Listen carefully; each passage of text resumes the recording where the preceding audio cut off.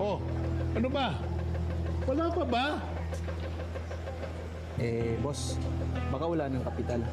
Wala ng puhunan para ilaban sa inyo. Bira naman.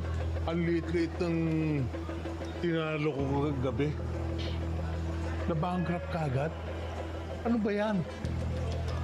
Kernel, ayos na po. Ano ayos na? Bakit? May puhunan na kayo? Wala pa rin po. Ano ay panlalaban niyo sa akin? Wala pala kayong pera. Meron. Ako lalaban sa'yo.